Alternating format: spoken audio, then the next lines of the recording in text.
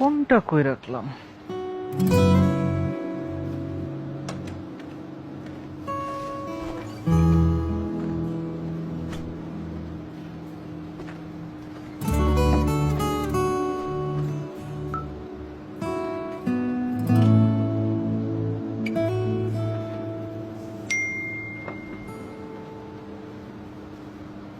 টাকা? আমাদের ফতুল্লা ম্যাচের কথা মনে আছে?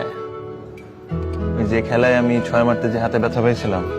ফেরত আসার সময় রিক্সা ভাড়াটা তুই দিসলি, সেই ঋণটা শোধ করলাম। তোর এটাও মনে আছে? ওদিন আমরা জয়েন্ট ম্যান অফ দ্য ম্যাচও হয়েছিলাম।